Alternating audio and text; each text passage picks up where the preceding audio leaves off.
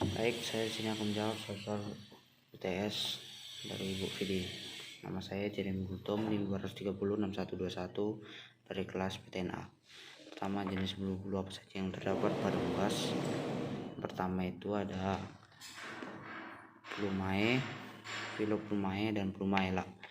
Plumae biasanya terdapat pada bagian luar, biasanya terdapat pada sayap dan bagian badan sampai bagian leher. Baru filoplumae biasanya terdapat di bawah plumae, yang biasanya terdapat di bagian sayap dan di bagian badan. Baru plumalea biasanya itu adalah bulu-bulu halus yang biasanya terdapat di bawah sayap dan di bagian alat kelamin. Lalu saya akan menjawab sistem urinaria pada kelinci.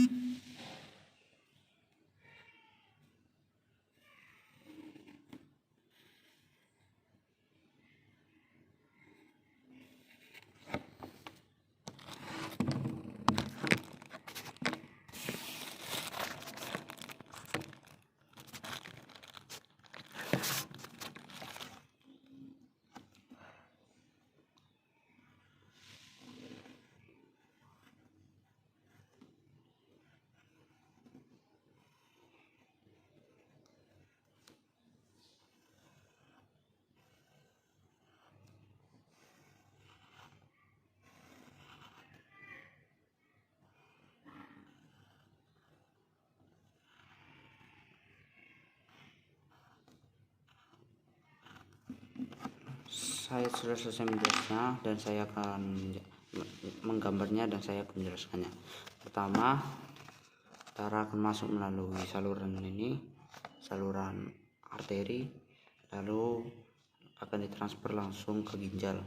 Di dalam ginjal atau red, pada ginjal akan disaring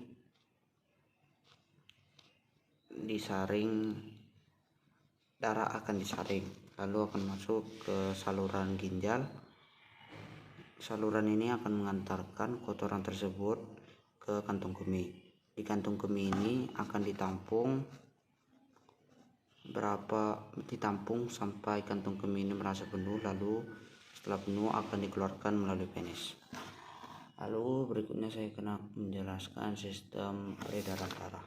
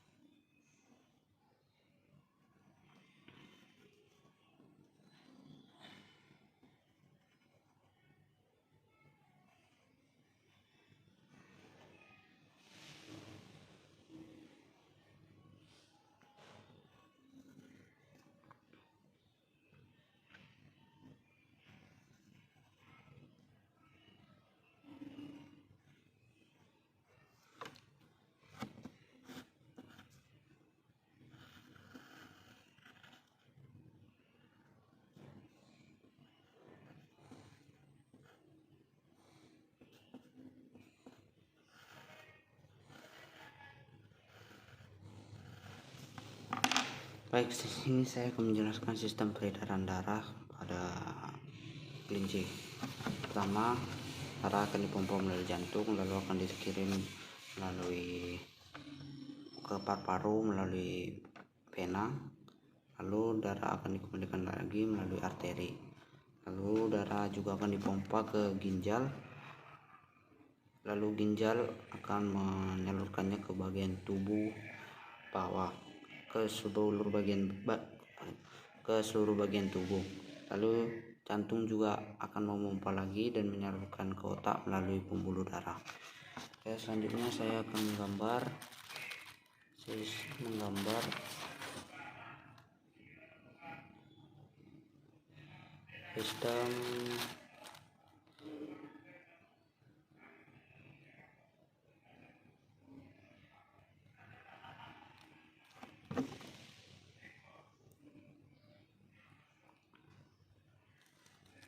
sistem pencernaan pada kelinci.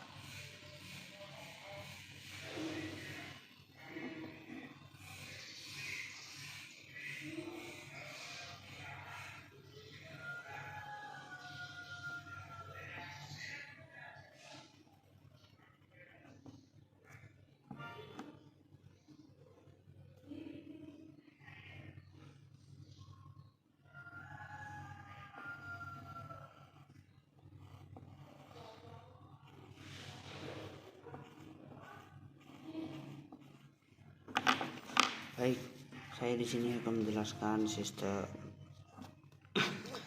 pencernaan pada kelinci.